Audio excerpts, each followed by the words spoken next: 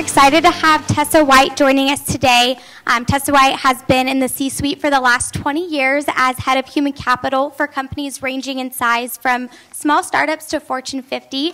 She was the senior VP of human capital at Vivint Solar for the past 4.5 years until last May when she left to form her own company, She Team. She Team is dedicated to developing and highlighting the talents of women across the globe. Having been one of the only female executives in many of her companies that she has worked at, Tessa is passionate about helping women achieve their goals. Today on the panel we have Jamaica Trinnaman, Kortney Osborne, and Jason Deelstra, and I'll let them kind of introduce themselves. So let's welcome our panel today. Just give us a one or 2 minute introduction what you do. I'm Kortney Osborne. I don't know if that's on. There we go. I'm Kortney Osborne. I'm the head of marketing and campaigns and events at Qualtrics, which is a Utah-based tech company. I like to say we're the GSD team, the Get Shit Done team. I run and do campaign architecture for all sorts of different things. Just something fun about me, so you can know I'm a real person too. I was on The Price is Right this year. I came on down with Drew Carey and won $300. So, so business and fun too. Price is Right. That's hard work. I know. Jason Deelstra, Vivint Solar. I run sales marketing, which is basically we have 1,500 plus sales reps. So we handle. It is on. Yes. I think it's dead. Jason Deelstra, that would work? There. All right. Vivint Solar, runs sales marketing. We have about 1,500 sales reps, and we handle all the sales enablement from when the sales reps come in to meeting with customers, the materials that they use, all the way to their career with our company. And I'm very excited to be here. And there's a big football game tonight. USU football rules! That's all I got. My name is Jamaica. Yes, that's my real name. I have been to The Price is Right, and so has Tessa, so Jason is an anomaly. One of these things is not like the other. Hold on. My now wife broke up with me at The Price is Right. But we got back together. And now we have 4 kids, so we're This good. is amazing. Yeah. You will never You have to wait in line. Panel. You have to wait in line at like right attendance ever. You have to wait in line at like 2 a.m. You do. We both got cranky, you know. You do. On the street near some really interesting people. It's true. So I am on this panel because I have a startup. I have a little place called Hello Bulk Markets that I'm hoping to grow, and we are a bulk goods business where you can bring your own containers and refill them. We are really looking to cut back on all that plastic packaging that you are forced to buy with goods in the stores these days. So I've only been up and going for about 4 months, and so I'll have kind of a different perspective for the panel. I come from about 15 years in the grocery industry, although I am a Utah State graduate, graduated in art, made a ton of money. And here I am. So I invited the people that I did today because I wanted different perspectives on this topic. We have small business owner, we have a B2B company, and we have a large B2C company. And just to introduce what the topic is about, how many of you have heard of the experience economy? I just want to see if this is new. Not very many. Okay. You guys know what FOMO is, right? Yeah. Fear of missing out. If there's anybody there that just didn't quite know what that is, I'll tell you what it is. The experience economy. Let me tell you what it is and how it's changing how we do business. The experience economy, if you think of Maslow's hierarchy of needs, it used to be that we'd buy a product because we needed it. You know, you've got your housing, your cars, your food, but we've had a natural progression where people now have those basic needs met for the most part, and we're paying for things that we wouldn't have paid for before. And those things are experiences. Consumers are paying for experiences largely, and they want to be a part of a community. So the experience economy says, I want to be part of an exclusive club. I want to be a part of something. I want to experience something.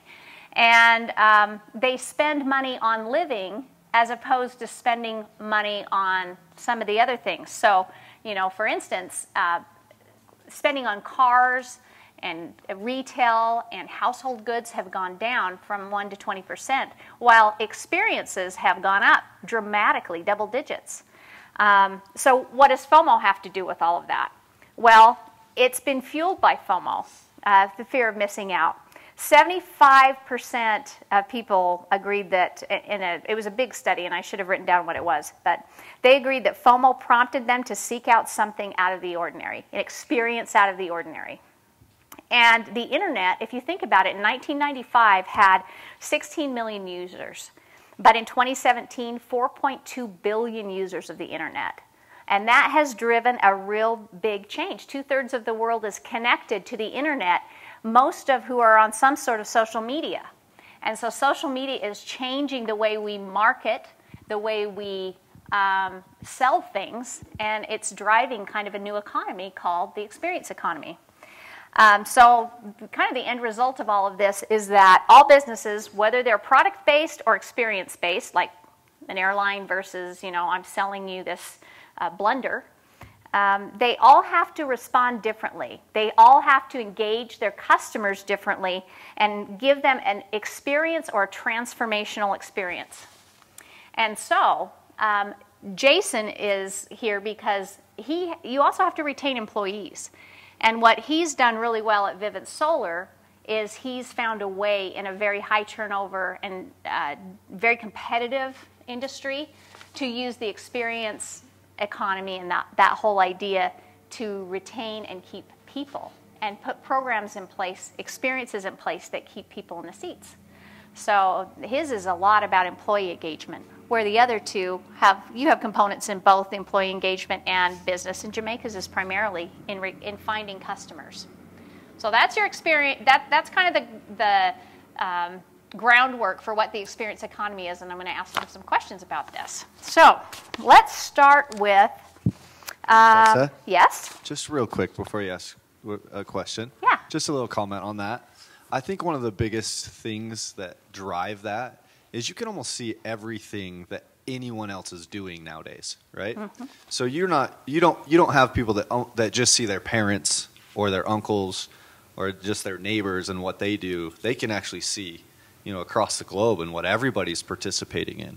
So we're almost losing, and I would say with the employee experience, we're almost losing the thought of, okay, I need to learn how to press these 4 buttons, and then I need to go to work from 9 to 5 and press those 4 buttons. It's creating more of a, well, I don't want to press those 4 buttons. That guy over there presses 10 buttons. I want to press 10 buttons. So it becomes a sort of a wish or a want for the experience of the employee or the consumer of, I now have more options, right? Mm-hmm. So absolutely. It creates that bubble or the place where FOMO can happen. Yeah, perfect groundwork. Thank you. Let's ask each of these guys how this idea of an experience economy and FOMO actually has impacted, or how they've had to leverage that in their business. So, Kortney, let's start with you. Well, I think I'm in a B2B, but at Qualtrics, we actually rebranded our entire company to the Experience Management Company. So we were a survey software company. And what we realized is people wanted data, but they wanted to say, what does that data say about my customer's journey? And so for me in our business, everything that we did changed to say, how do we predict, analyze, and then act on the experience of somebody, their customers, their employees, their product, their brand, rather than what did they just react to the situation at hand. So for our business at Qualtrics, our tagline and our product now is called the Experience Management Software, because we know that that's where the entire industry is going. It's not about automation, it is about data, but it's about creating incredible experiences, because that's what people connect to. Would you mind giving us an example of one of the case studies of a business that you've worked with where you've had to help them change this? You guys, United Airlines. You guys have seen them a lot in the press. One of the things is they didn't actually have a customer experience problem. If you looked at their data, they actually had incredible satisfaction scores. And the experience on their airline, they had very, very good experiences. Where they had a problem was their employee experience. And so you talk about engaging employees. They had an employee problem. And so it's beyond just a customer experience, but that's a case study where we actually helped them. What was the employee life cycle? Where were employees not trained? Where were employees not connecting with what the customer was having? Because that's where it broke down for them. So I would say that's one case study where a little bit different. You think about the product. You think about the flight. That guy that had the problem didn't have a bad flight. He had a bad employee engagement problem and engaging with that person. So that's something where our software actually has helped them increase their employee engagement and ultimately help their customers. So perfect. Jason, let's go to you. Tell me about how do you see the experience economy at Vivint Solar, and how is FOMO driven for you? Changes in the way you do things, and what are some of the things you've done? Yeah, so in our industry, it sort of was a pop-up industry with Vivint Solar and solar becoming a new product that was available for the consumer, and then, the affordability of the product for the consumer. So you saw all these businesses popping up. And so we had to capture the way to sell the product, which was our employees. And how do we capture them? Because they had an opportunity to go work for anybody. And so they could make the same amount of money with this company or with this company or with this company. And so how do we bring them to us? And really, it was tough at the beginning, and Tessa could probably, state this as well. It was tough at the beginning convincing a company to be a culture-driven company and try to build that culture so that we have people that want to work for us, Vivint Solar rather than Solar Company B.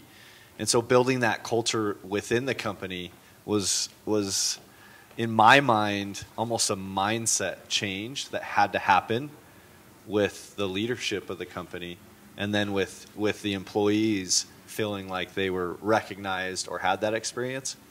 And I think the main piece was we almost had to make work a lifestyle. It was something that you didn't go to work and then come home and they were two separate things. You felt like, man, I really want to go to work. Like, I love where I work. I love what I do.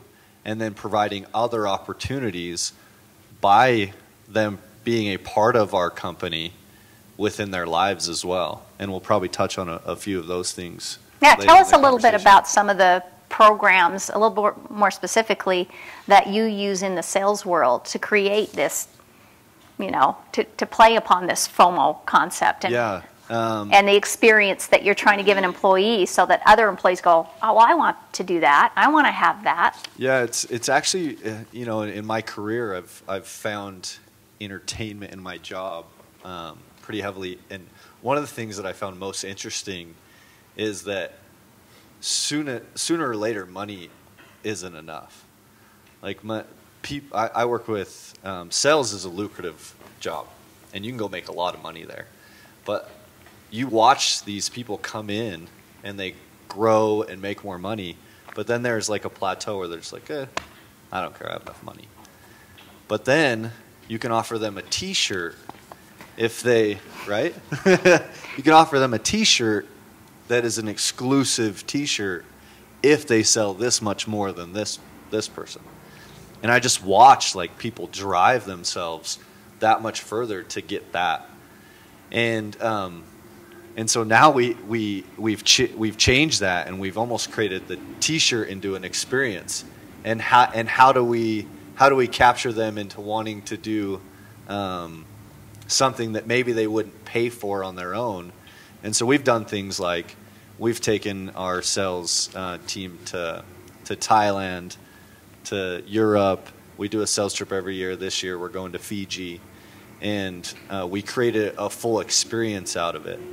we just went to Lake Powell, and you know, a lot of companies take their employees on trips like this, retreats. Well, we're like, how do we make it one step further? So we invited a few professional wakeboarders, and they weren't that much more expensive to bring, but every Instagram post afterwards was of our employees with the professional wakeboarder, or everybody asked, hey, can I just ride behind the wake and have the wakeboarder jump over my head, and can you get a picture, right? And so I think we're building these things, we're building these opportunities for these employees that aren't just work, and they get that picture, I guess. Instagram's changed everything. Anyways, they get that picture that they can post, and they could be like, man, my job is amazing, Vivint Solar's awesome, and I have retained that person because they can't wait until the next thing that we do. And what's so cool about it is when they post it, they become marketers for you. And then everyone else in the company is like, oh, I want to do well enough that I can go do that thing. And they, you know, the Instagram feed and the social media aspect of Vivint Solar is just huge, as it is in many companies now. Yeah, and I think that the key is creating experiences that they almost couldn't create on their own.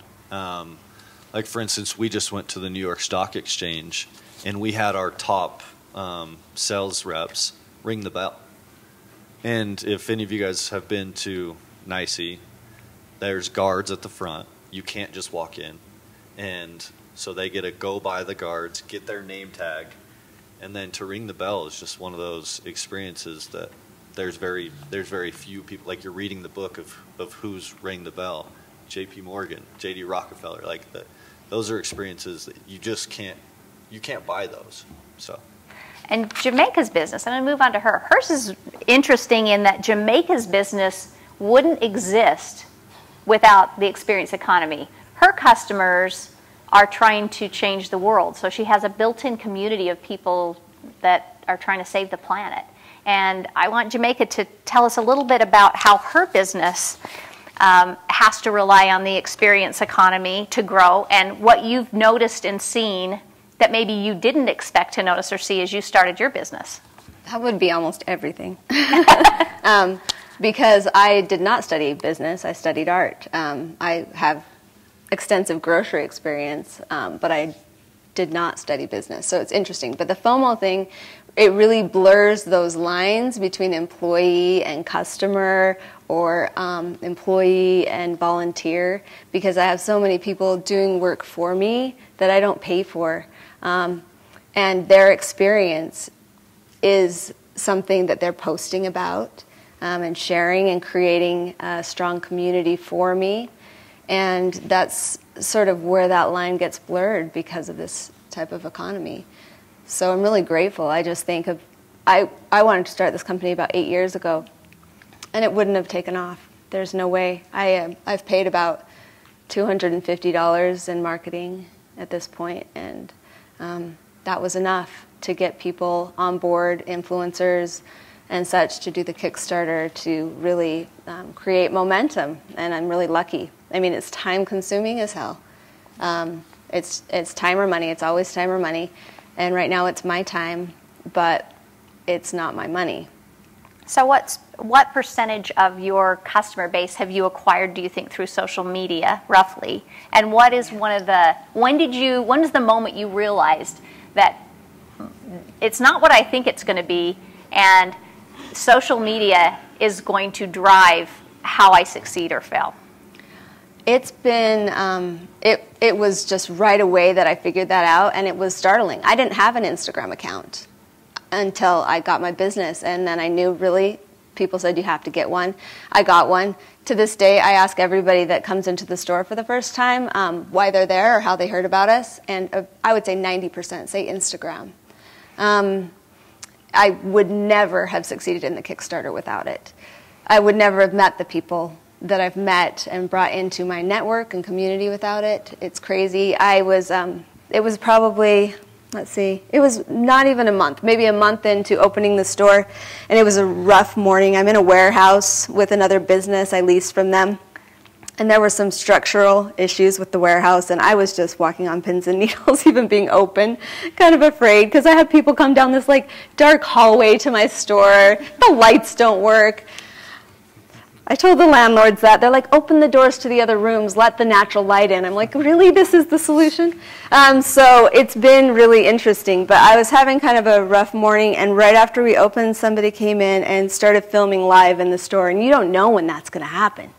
You're just like, please, dear God, let this go well. And she filmed a little video of her shopping, and I engaged, and I was so tense, but I'm all, I'm so happy and relaxed. It's all good. And that went so viral. It was crazy. I looked it up this morning, 3,500 hits or views on that. And that was just like to see that just take off and just see the numbers, boom, boom, boom. This many people just saw the inside of your store. You know, that was when it hit me hard, was that video. So Jamaica brings up an interesting comment, and that is that your customers become your marketers for you. So I'm curious. So any of you that feel like you have something to say about this, one of the benefits is social media. We're talking a lot about that, and you engage those others to work for you. How do you leverage that unpaid marketing asset? How do you best leverage it? And what have you seen? Well, there's a couple different ways. I would say, obviously, there's paid media, there's paid LinkedIn ads, there's paid Instagram ads. You know, you can leverage that there. But using your own customers, there's an authenticity that has to happen. I think we've seen with Instagram, and you guys have grown up with it, but it started off very authentic, and then we started getting all the influencers, and they started doing advertising, and now it's coming back that people are unfollowing those individuals because they're not being authentic. And so when our customers are authentically posting about us, we find, and this is on the employee side too, I think it was like 16 times as much engagement on a social post if a customer's posting about us. So retweeting that, you can't reshare on Instagram, but reshare on LinkedIn. We're a B2B, so those are our main things. Instagram and Facebook aren't as big for us. But that's when, if you authentically reshare those things and it's not being pitched, we find better engagement that way. I don't know if that answers what you're thinking. But. Yeah, I would say you almost just have to let it happen. You have to provide the experience, and then you just sort of see it happen, and then push it a little bit. Like in our roles, we probably communicate with a lot of the business.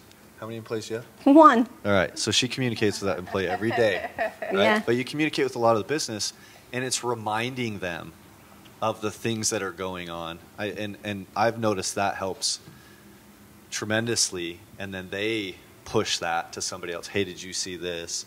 But it's creating that experience and making it authentic so that they do have an amazing time and want to share that. That really, those are the pieces that go viral. Those are the pieces that everybody's talking about. So what happens when, if your employees become part of your business model and help you market, what happens when it goes bad? Does it go bad? Do you ever have, through social media, you can't control the message of your people necessarily. What happens? Does it ever go bad? And how do you fix that? Can you? We just fire them. I'm just kidding. No, we don't fire them. It's fine. Well, what if it's your customer? Yeah. No, I think that, but that's the authenticity, right? So when an employee posts and it's bad, we had a situation where we were at an event this week, and an employee posted about the event, and we were trying to engage in a relationship and build a huge sponsorship with this team, and the employee posted about not having enough food at lunch or something, and it looked bad on that company. And it was like, in that moment, it was a ask, can you please take that down? This is what we're trying to do. And then he felt bad. But on the customer side, how do you react to the bad? And that's where it is. There is going to be bad. And that is when you have to be authentic, and you have to create an experience. We had, at an event, one of our customers had a bad experience. And she posted about it. Well, what happened? We reacted to it. We created a better experience. And then she posted about that because we reacted to the bad. You can't just let it happen. And that's I mean, I bring it back to United Airlines. The biggest problem with United Airlines is they didn't react fast enough. They didn't say, yes, we messed up, please let us react. They kept trying to justify the action. And just say, I'm sorry, and then move on, and then you'd actually get better engagement. It's interesting when a company's, this is terrible, but when a company is breached, their stock goes up. And because they're in the media, they're getting bad press. Bad press is good, but they are reacting appropriately. Facebook's now, because they've had other issues, but breaching in that bad situation, the stock goes up. So how do you react to it? And if you react appropriately, you can actually save your business and create better moments. It's interesting because Jamaica brought up something to me. Your customers are in fact your marketing budget. I mean, they're posting through social media on your behalf, right? So you lose control. You lose a lot of control over how your company is perceived. That's sort of the downside, I guess. And so I'm waiting for that time when I do have a thread go south, and I have to respond. To some degree, I already have. And I really take heart in the fact that a lot of people are willing to cut you slack if you say, I'm just trying. Like, especially on my platform, because the zero waste thing is so intimidating. I think if people see that you're human and you're on a journey and that you have struggles, they're really often willing to give you a little bit of leeway and realize that you're imperfect. But sometimes it takes reminding them that you're imperfect.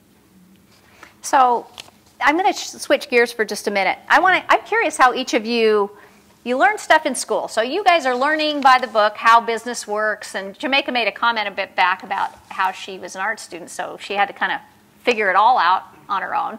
But you guys are learning from the books, and then these guys have actually gone into the workforce, and now they're working. I'm curious for each of you, how does real life business, how is it different from what you expected it to be in your job? What did you go into it thinking your job would be, and what have you learned it actually is, and where's it different? I would say in school there's always the problem and then the answer, and you're just sort of working on the project to get to the, I guess, solution that the teacher wants. In business, it's completely different, I feel. There's like a problem and nobody knows the answer, and everybody's trying to figure it out. Especially nowadays, it's innovation. Innovation rules everything right now. And in our office space, it seems like there's constantly new problems arriving that you have to try and figure out that you might be the first person to come up with the right answer for. And so I would say the thing I learned and that I try to teach and work with my employees on is work through things. You mess up, please mess up. In school, you mess up, you get a bad grade.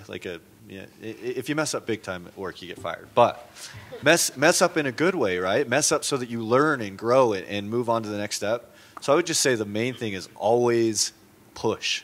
Like, push forward. If you're working on something, work really hard on it until you get to a spot that you get stuck, and then push to maybe innovate and move to the next piece. Whereas in school, I feel like it was always just there's steps 1 through 5. Do them. There's no steps 1 through 5 in business. Yeah, I would say it's faster. Similar to that, it's like you go through the case study, and I remember being in school and thinking, how could they not have seen that? Like in this case study, like they should have known that was going to be a huge issue.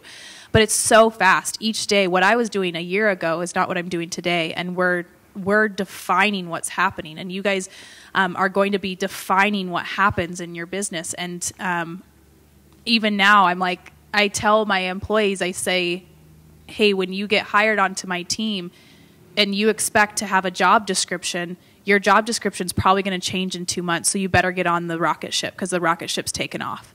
And so I think it's just faster, and it's just moving faster, and we're innovating at such a high pace.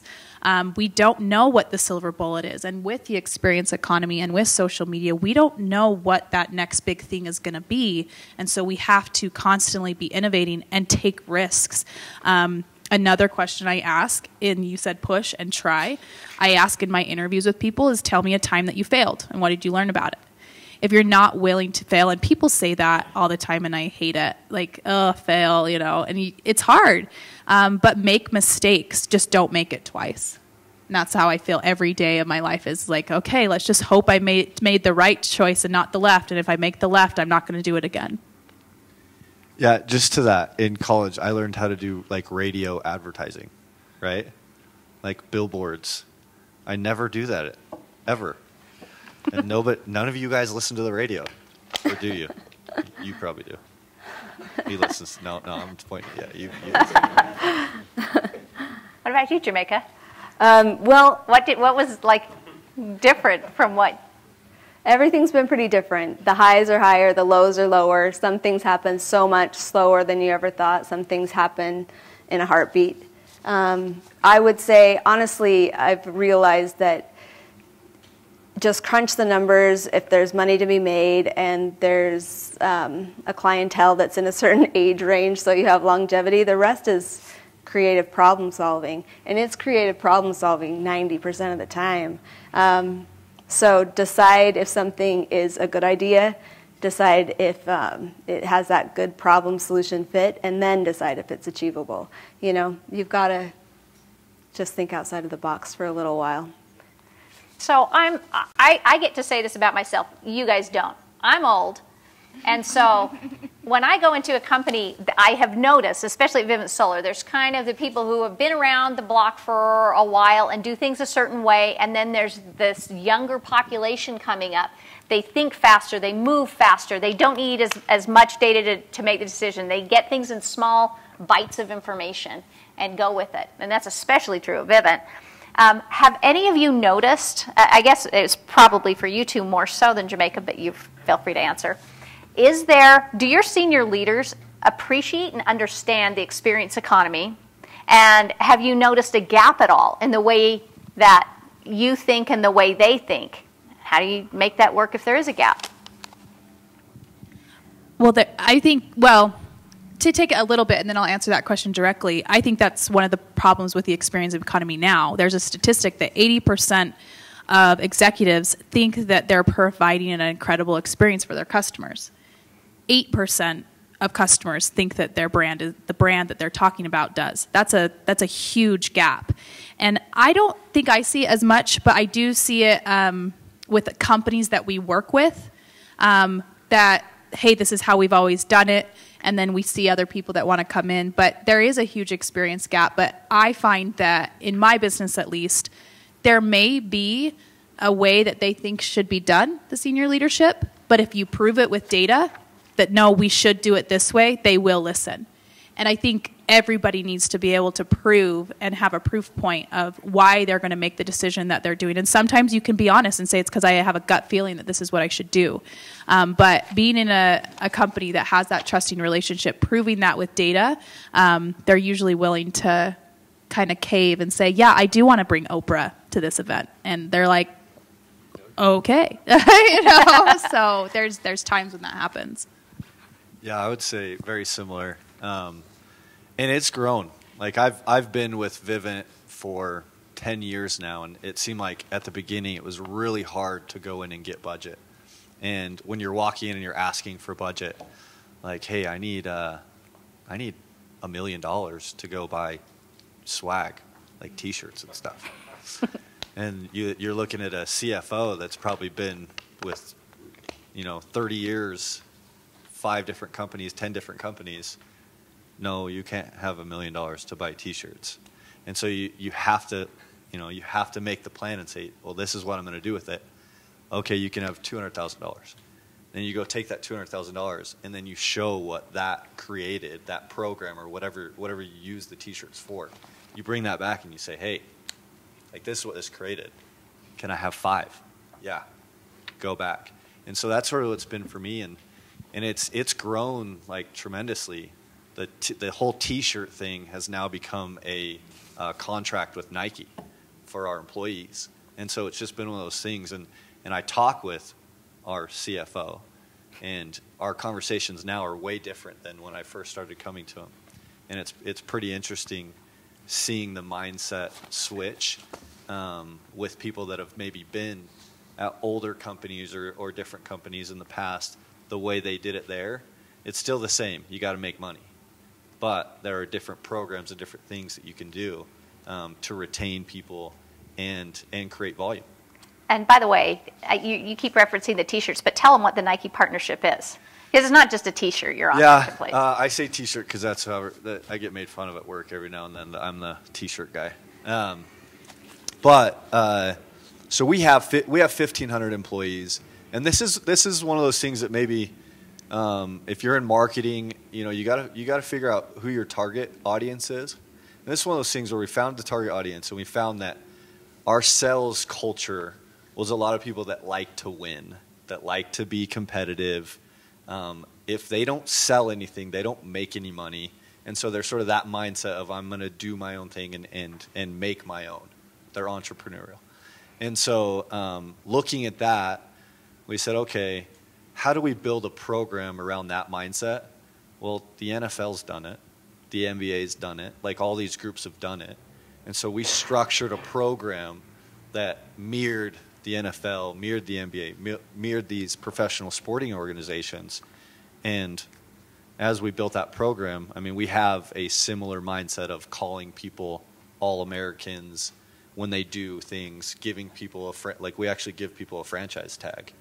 It's really cool. My job is really awesome, you guys, just so you know. But I took that and I said, okay, what else is something that one of these companies, the NFL, they do really well?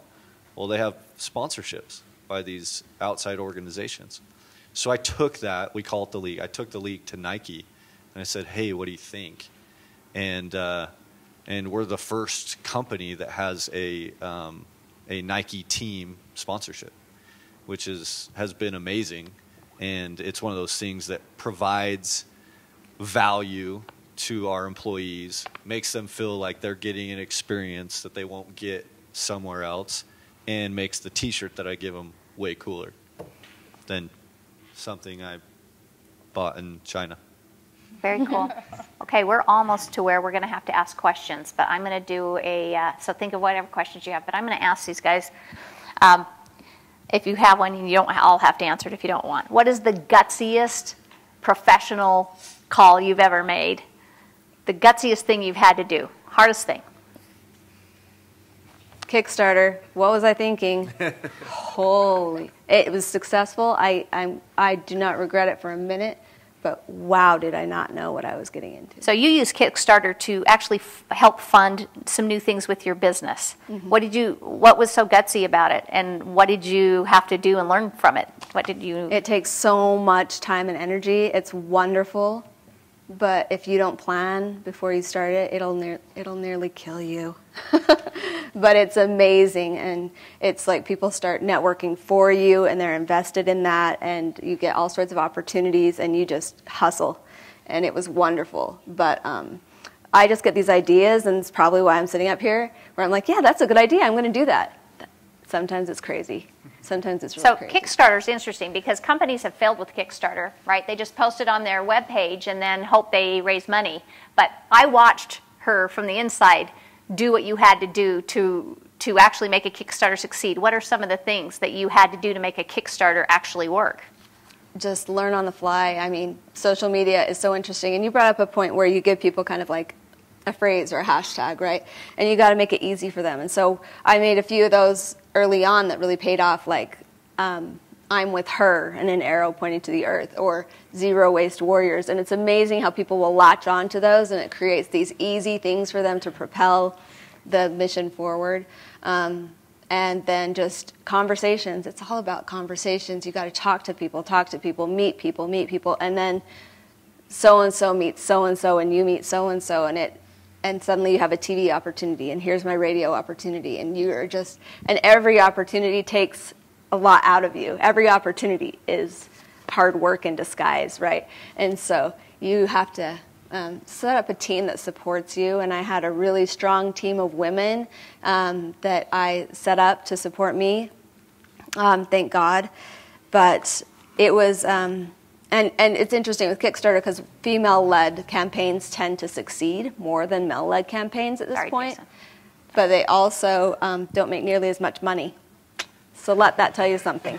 we need to set our goals a little higher here, women. So I actually donate to female-led campaigns more than male-led campaigns. you're not alone, apparently. Any of the rest of you, before we do questions, have like the gutsiest thing you've ever had to do? Gutsiest call?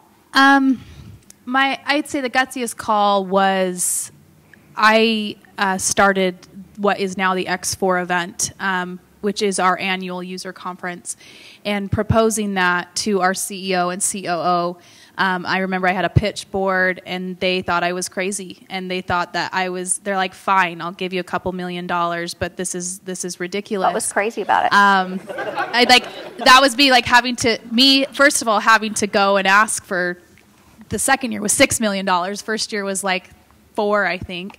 Ask for $4 million and say, I think we have an amazing customer base. I think that we could bring them to Utah, of all places, create an event, have Boys to Men the first year. This year is, actually we can't announce that yet. Last year was Maroon 5. They don't know who Boys to Men are. I know, Okay. I know. Last year was Maroon 5. We'll announce the band this year.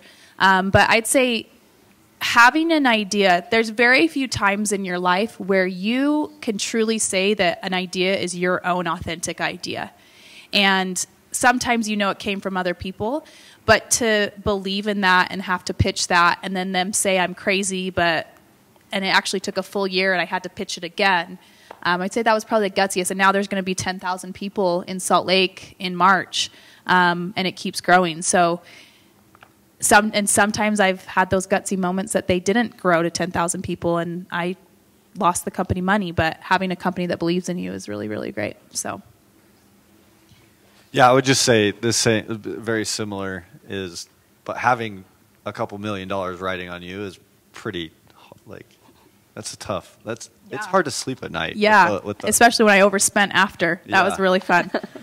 But it was successful. I had data to prove that it was successful when I overspent by some money. So. I would just say maybe not gutsy, but something that's successful, extremely successful. And I think the trait there is having an idea, believing in yourself, and being able to share that idea to somebody else like that. I mean, that's the trait. So I would say if there's one thing to take away from this panel today is to believe in yourself. Have that idea. You might not have it now, but when you have it, stick behind it. Go pitch it to somebody. You have to operate on the belief that there's enough. And that's something that I've had a hard time coming to grips with, but there's enough money for me to do whatever I want to do with this company. If I don't believe that, where am I? There's enough. How to find it? Now that's different. Yeah. But there's enough for me to do what I want to do. Okay. Interesting people. I wish we had more time to go into their stories a little bit more. The time goes so rapidly. Who's in charge? How many? Do we have time for a few questions? We do. We're doing okay? All right. What questions do you have, whether it's related to the topic of experience economy or just their careers? Yeah. All righty. My name's Nathan Scholars. I'm a double majoring in business administration and marketing. Kind of going back to the social media topic you guys were talking about in regards to having your customers be the marketers for you in a little bit. In general, with reviews, what methods or tactics have you guys tried to help your customers write reviews to be those marketers for you and for your company?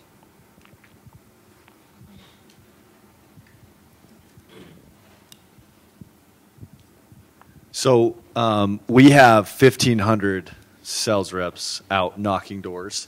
One of the tactics we've done there is a lot of people, has anybody in here, well, people have probably. Anyways, a lot of people write bad reviews, but it's really hard to get people to write good reviews. But when you have a bad experience, what do I do? Where's the internet? You just start typing in the bad review while you're fuming, right? Calling your friends, telling them, don't ever go to so-and-so optical. The dude there is the worst. Anyways, to get them to write good reviews, you have to push them. And you have to, and sometimes there's just that experience where it's whoa, this was amazing, and then they'll write a good review. But if you create that experience and then you give them the opportunity to review, what you've done for them, and you're seeing it pop up. Hey, you had a great, would you like to give us a review, right? You've seen those things. So we've done the same thing with the people going door to door. Hey, I just got solar on your home. Would you mind leaving me a review? It helps me out. And we've seen that is a very valuable method to do that. But also in the Valley, we have one of the best startups, Podium, right? Mm-hmm. Podium was built off of just getting reviews for companies. And so it's extremely important. And that's one thing, with the FOMO or the user experiences, you want them to talk about it. You want their friends to see it. So it's extremely valuable. Jamaica's business would literally die without good reviews, right? And I have no control. Well, the only control I have is I offer an authentic experience, and I try to really communicate as a human being with my online presence. That was a big eye-opener to me when I started getting those reviews, and thank God they've been really good so far, because eventually I know I need to invest in a company that helps me to control that and to monitor that more closely. And that's just not an option I have, bootstrapping at this point. Thank God my company has a strong enough why that people are invested in it succeeding. I have a clientele that will just constantly amaze me. I feel like my business is a magnet for the most wonderful people in our communities. It's really, really wonderful. I really can't even, that's been such a huge blessing. And another thing that really does help me at this stage is networking with other small businesses in my community, because we tend to support each other and create little groups online where you'll comment on each other's Instagram posts, and you'll tag each other and do things to promote each other in a favorable light. That's really all I can do to control it at this point. I would just add to that. It's been interesting. Jamaica has almost become a brand within her small company. If people don't like Jamaica, they don't like her business, generally. They have to have a relationship with Jamaica. And so, that's been really interesting to watch. You watch her reviews, and it's all about the relationship she's creating with each person. And the people you bring on. And right now I have volunteers and one employee, but they are so important because of that. And that's been hard for me. I'm not the kind of person who likes to get photos taken and likes to talk to a camera. I was not raised in a family where I don't know, I did that much. I was the one who hid away from that. So it's been hard, but you are your brand, and I've had to come to terms with that. And Nathan, just make it really easy. One, make the experience easy to talk about, that it's a no-brainer that they had an amazing time.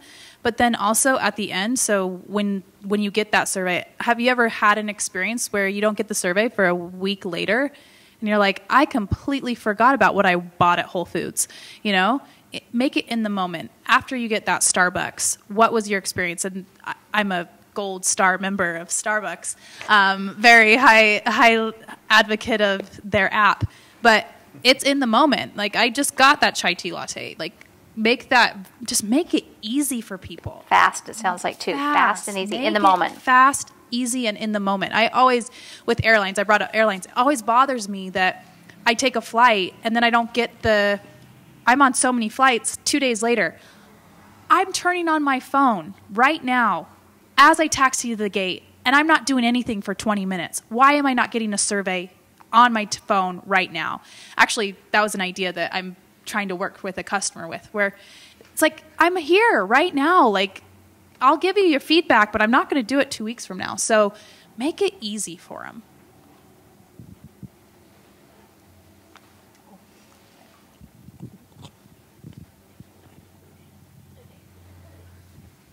Hi, I'm Megan. I'm also doing a double major in business administration and marketing with a human resource minor. My question is, you guys kind of talked about the reacting portion of this whole aspect. When do you get to the point where reacting to something like a negative comment or even the positive comments can actually affect your business in a negative way? Like, is there a point where you react either too rapidly that it actually turns bad for you guys? Has that ever happened?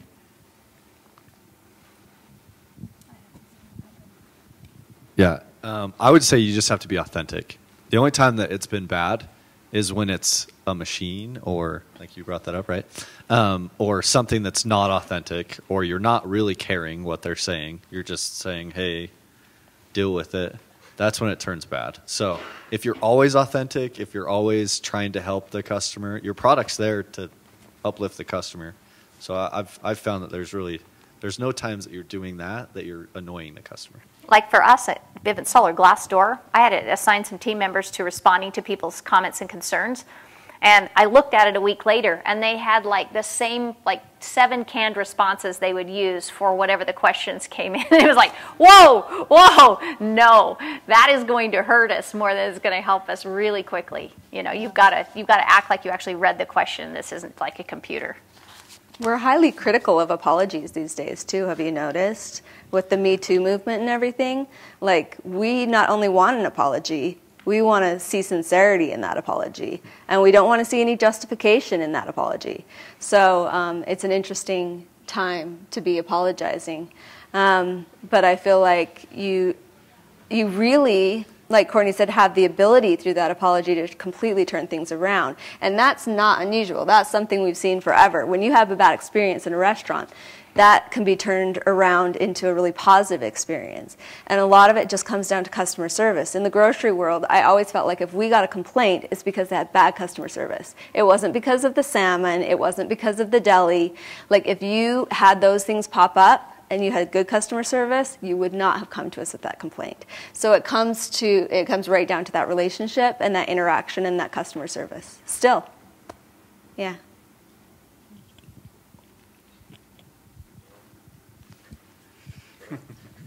Nice guy. Yeah, that was My really name's thoughtful. Paige. So Tessa, you've asked all of these lovely people lots of questions. I would like to hear a little bit more about She Team and what you're doing with that. Oh, She Team. So She Team is really a business dedicated to developing and highlighting and then placing women. So it has a lot of different components to it. I do a lot of coaching with women to help them succeed in the workforce and help them get ahead. I work with men too, by the way. But my passion really, like I said in my bio, I've seen so few women in the C-suite through the years. And there's more and more now, but there haven't been a lot. And my goal is to help women succeed, find their voice, and to develop those women. I also have found, since I've shifted gears, there are incredible women at home and in the workforce. There are incredible women everywhere, and part of it's highlighting women. We're starting a podcast that will be highlighting different women, whether they've made a selection to be at home, whether they're working from home, whether they're trying new skills, taking risks, what have you, is really highlighting women. So that's what it's about.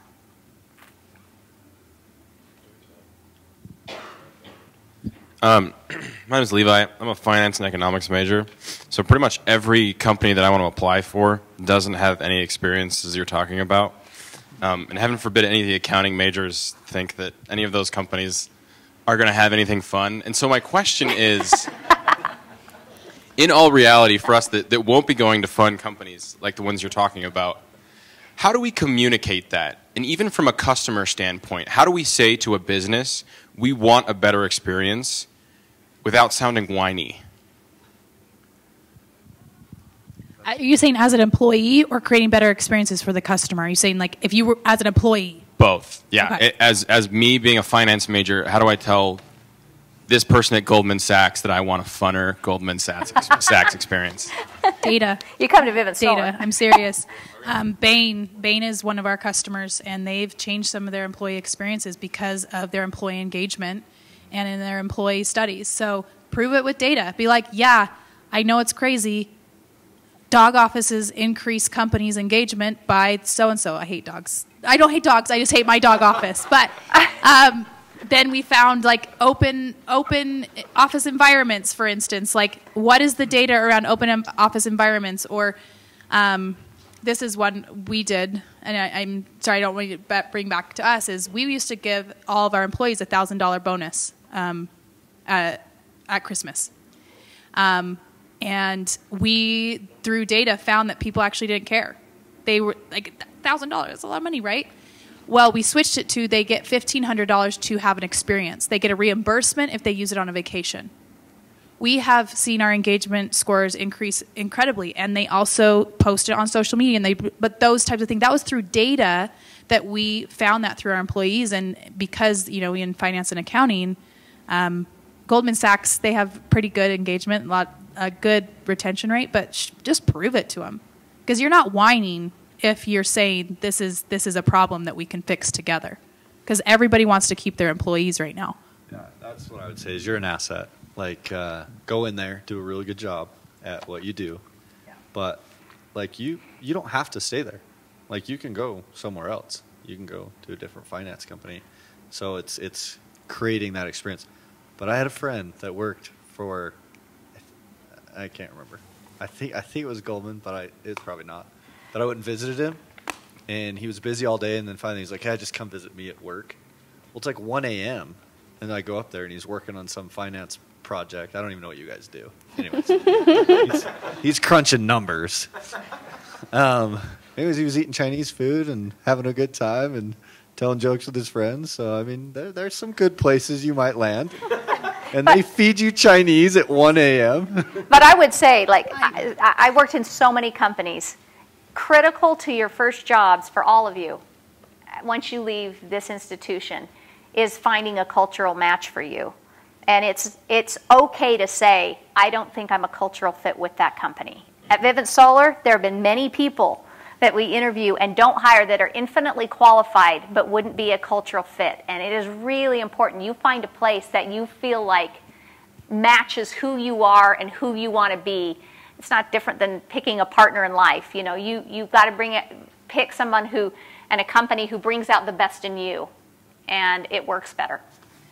I would also say to that, and this is just in general, is work your ass off before you complain. Prove your value at a company before you come in hot saying that something's wrong. I made that mistake in that some of our hiring practices, I came in hot saying, I have an HR degree, we should be doing this different. And, prove yourself and show your value, and then come up with your suggestions. I think that's why they gave me several $1 million, is because I had proven myself and shown them that I could work. And then you can be like, yeah, I want to bring my dog to the office, or whatever it is. So, do we have time for any more questions? Are we? Okay. I think we're going to wrap up right now, but can we give them another round of applause?